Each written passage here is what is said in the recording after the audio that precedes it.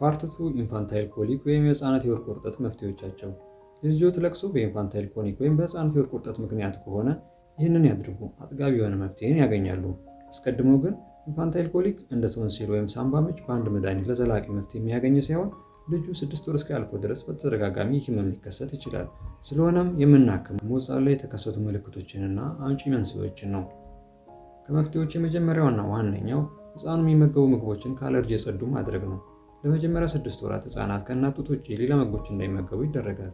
ለምሳሌ ከላም ወተት እንዲሁም የጣሳ ወተት ተጠቃሚ ከሆነ የአለርጂ መጠናቸው ዝቅ ያለ የጣሳ ወተቶችን መጠቀም አለባቸው። በጡት በኩል አለርጂ ያላቸው ነገሮች ወደ ልጁ እንዳይደርስም እናትየው አለርጂ ያለባቸው ምግቦችን ከመመገብ መቆጠብ አለባቸው። ለምሳሌ ስንዴና የስንዴ ዘሮች፣ ወተትና የወተት ተዋጽኦ፣ ለውዝ፣ እንቁላል፣ ሶያቢን፣ አሳ እና የመሳሰሉት ናቸው። ጡትንም ካጠቡ በኋላ በተገቢ መንገድ ማስከሳት ተገቢ ነው። ጡጦ የሚጠቀሙ ከሆነ የጡጦ ቀዳዳውን ጫፍ ማሳነስ አለባቸው። ይህም ከወተቱ ጋር ተቀላቅሎ አየር እንዳይገባ ያደርጋል። ይህን እያደረግን አሁንም ህፃኑ የሚያለቅስ ከሆነ የሚከተሉትን ዘዴዎች በመጠቀም ሆድ ውስጥ የተጠራቀመውን ጋዝ በፈስ መልክ እንዲወጣ እናደርጋለን። መጀመሪያው የሆድ ማሳጅ ነው።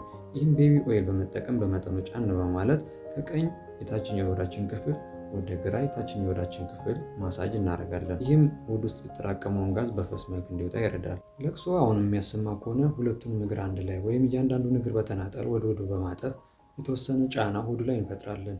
ይህም ጫና ወር ፕሬሸር ሆድ ውስጥ የተከማቸውን ጋዝ በፈስ መልክ እንዲወጣ ያደርጋል። ሌላኛው ህፃኑ በሆዱ ለተወሰነ ደቂቃ እንዲተኛ ማድረግ። በዚህም ጊዜ እንቅልፍ እንዳይወስደው ማየት፣ ወደ ጎንም እንዳይገለበጥ መደገፍ ተገቢ ነው። ለብ ባለ ውሃ ሙሉ ሰውነቱን ማጠብ ወይም በጨርቅ ለብ ያለ ውሃ ነክሮ ሆዱን ማሳጅ ማድረግ። በተጨማሪ ህፃኑ ምቾት እንዲሰማው የሚረብሽ ድምፅ ወይም ብርሃን ካለ መቀነስ፣ እንዲሁም ስዋድሊንግ፣ ይህም በፎጣ ሰውነቱን ሙሉ በመጠቅለል ምቾት እንዲሰማው ያደርጋል። በተጨማሪው ዋይት ኖይዝ ወይም ይህንን ድምፅ በማሰማት እንዲሁም በዝግታ በማወዛወዝ ህፃኑ የሚሰማውን ህመም እንዲረሳ ማድረግ እንችላለን። ከዚህ ከህፃኑ ህክምና ባልተናነሰ እናትየውም ይህን ነገሮች ማወቅ አለባት። ይህ ህመም የተከሰተው በእሷ የአቅም ወይም የብቃት ማነስ ሳይሆን በአብዛኛው በተደጋጋሚ በህፃናት ላይ የሚከሰቱ፣ ይልቁንም እድሜያቸው ከ6 ወር ካለፈ በኋላ ይህ ህመም ፈጽሞ እንደሚጠፋ ማስታወስ ተገቢ ነው። በተጨማሪም የተለያዩ ቪዲዮዎችን በማየት ሐኪሞችን በማማከር ያላትን ግንዛቤ ማሳደግ አለባት።